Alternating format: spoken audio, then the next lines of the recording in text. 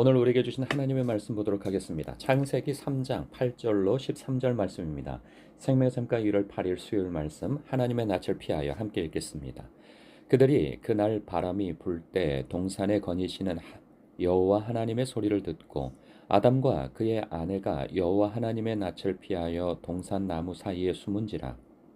여호와 하나님이 아담을 부르시며 이르시되 네가 어디 있느냐 이르되 내가 동산에서 하나님의 소리를 듣고 내가 벗었으므로 두려워하여 숨었나이다.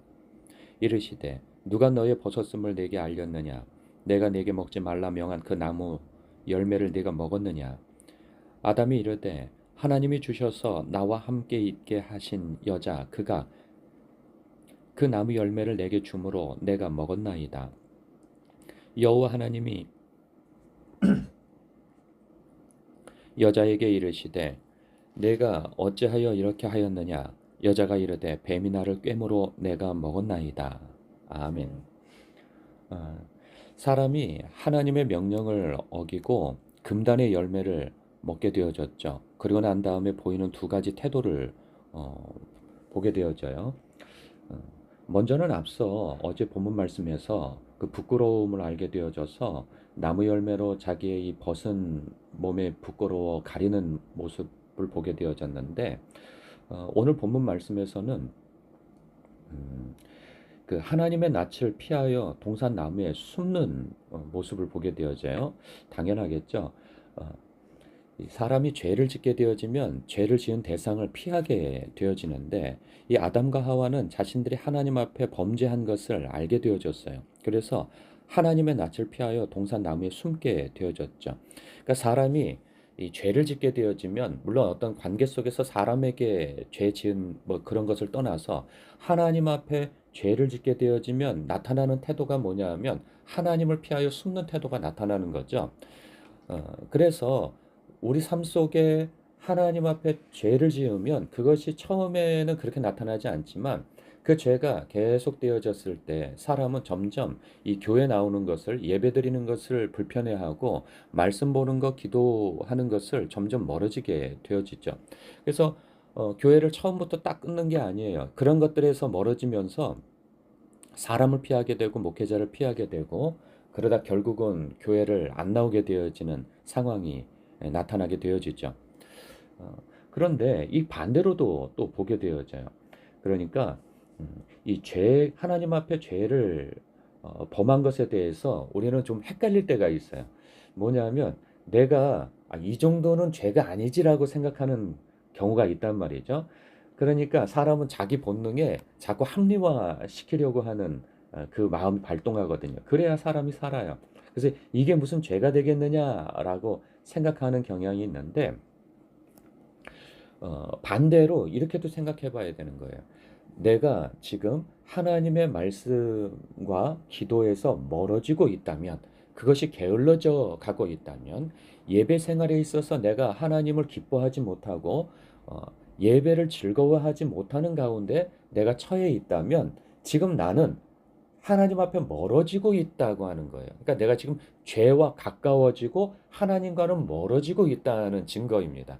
그러니까 내가 특별히 어떤 나쁜 짓을 하지 않았다고 했을 때 우리는 나는 죄 짓지 않았어 이런 생각을 가질 수 있는데, 여러분 잘 생각해 보십시오. 예수님께서 영생에 대해서 말씀하시기를 영생은 곧 유일하신 참 하나님과 그가 보내신 자 예수 그리스도를 아는 것이라고 말씀하셨단 말이죠. 이것은 우리가 지식으로 하나님을 아는 것을 넘어서서 관계로 아는 것을 의미하는 거거든요.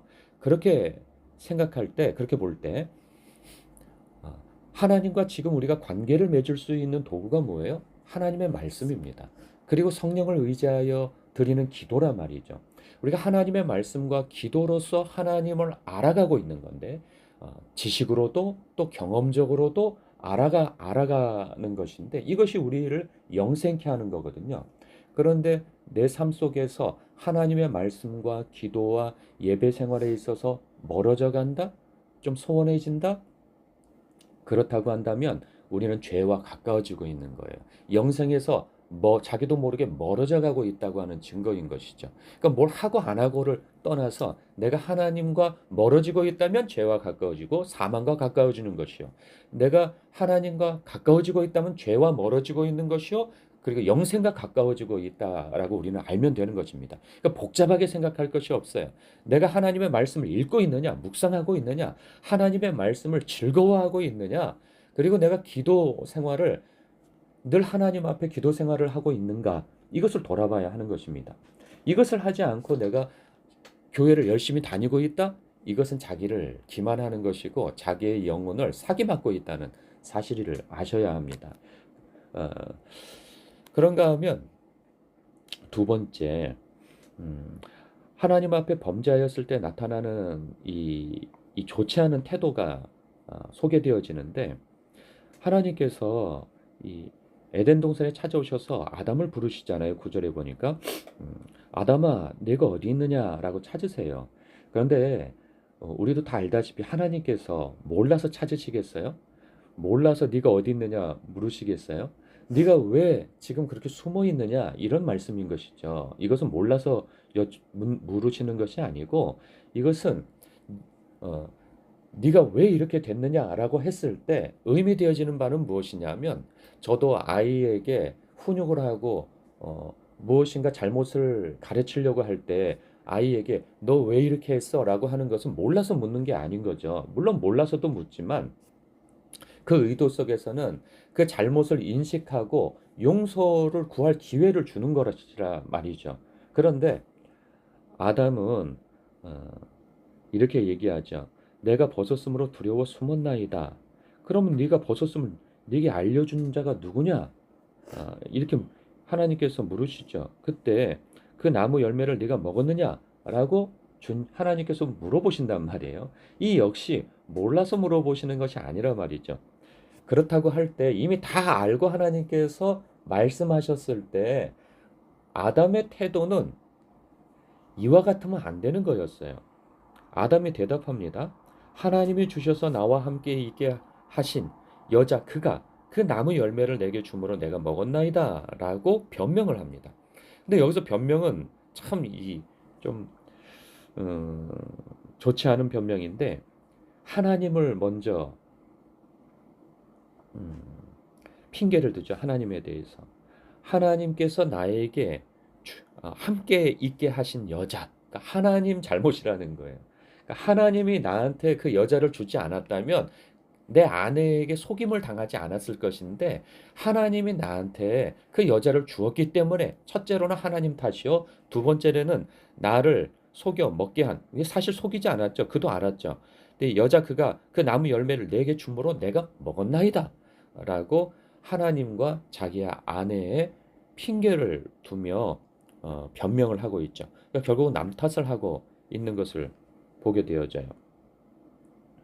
역사에서는 그 만약이 없다고 하죠. 이미 벌어진 일에 대해서는 만약을 찾은들 소용이 없다는 의미에서 그런 이야기가 있어요.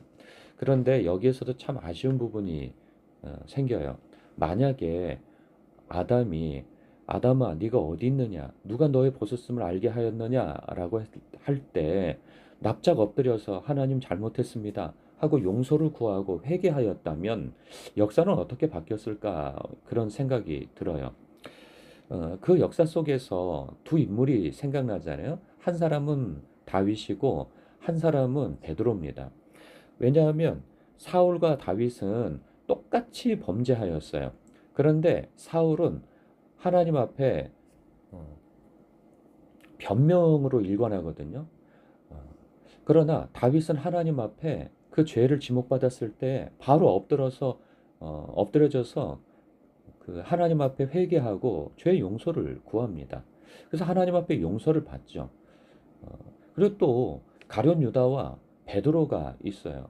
이 가룟 유다와 베드로는 사실 비슷한 죄를 지었습니다. 한 사람은 하나님을 팔아먹은 죄요. 한 사람은 하나님을 저주하면서, 예수님을 저주하면서 부인했던 죄인 거죠. 그것도 세 번이나. 그가 그 두 명이 다르지 않아요. 그러나 가룟 유다는 자결을 함으로 인해서 자기 의를 선택했고, 베드로는 예수님 앞에 회개하며 죄 용서함을 받게 되어졌단 말이죠. 우리도 마찬가지입니다. 우리의 삶 속에서 예수 그리스도 안에서 보혈의 피로 거룩하게 되어졌고 하나님의 백성과 자녀로 부름받게 되어졌다면 우리는 거룩한 삶을 살아가야 하는 것이 당연한 것이죠. 그러나 우리의 삶이 어디 그렇습니까? 하나님 앞에 죄짓게 되어진다는 거예요. 어, 우리는 자꾸 넘어져요. 그 넘어지지 않고 사는 것이 당연한 것이고 그래야 마땅한 것임에도 불구하고 우리는 죄를 짓는단 말이에요. 그럴 때 성령님께서는 우리 안에 내주해 계시기 때문에 마치 하나님께서 범죄한 아담을 찾으시는 것처럼 아담아 아담아 네가 어디 있느냐 물으시는 것처럼 우리의 심령 가운데 네가 그러면 안 되지. 네가 왜 그러한 자리에 있느냐? 네가 왜 그러한 것을 먹느냐? 네가 왜 그러한 말을 하고 그러한 생각을 하고 그러한 선택과 태도를 하느냐라고 하나님께서 말씀하실 때가 있단 말이에요. 심령 가운데. 그렇다고 한다면 우리는 아담처럼 사울처럼 가룟 유다처럼 자기 의를 선택하고 또 변명을 하며 남 탓을 하는 것으로 자기 합리화하는 것으로 하나님 앞에 태도할 것인지 하나님 앞에 엎드려 회개하며 용서를 구하여 관계를 회복하는 것으로 그래서 내가 영생의 길로 발걸음할 것인지는 우리의 선택에 달려 있는 것이죠. 음, 성령께서는 우리의 심령 가운데 말씀하세요. 그걸 못 알아들으면 성경 말씀을 통해서도 말씀하시고 그것도 못 알아들으면 영적인 사람들을 통해서 말씀하신단 말이에요. 그도 못 알아들으면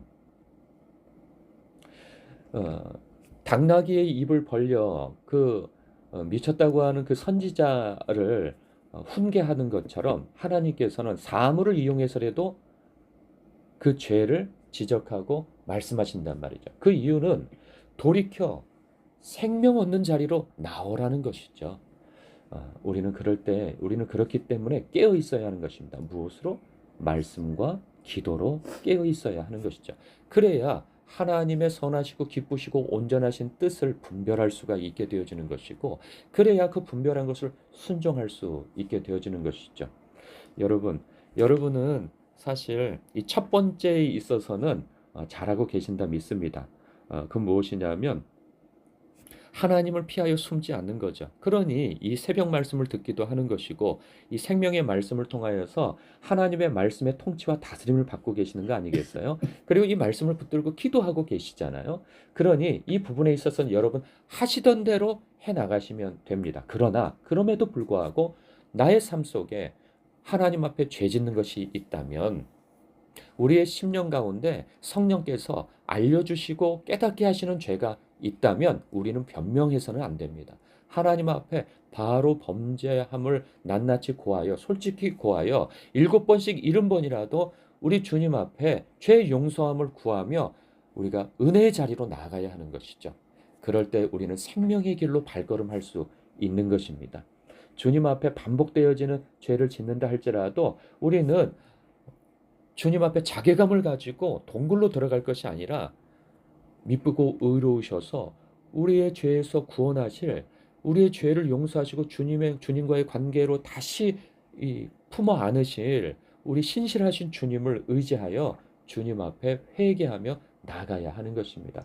그래야 우리가 생명의 길로 발걸음하며 우리는 굳건하게 살아갈 수 있는 것입니다. 오늘 이 말씀 속에서 내가 어느 부분에 있어서 약하고 어느 부분에 있어서 들어야 할 말씀인가를 깊이 묵상하시며 기도하시는 귀한 묵상 시간 되시길 주님의 이름으로 축복합니다.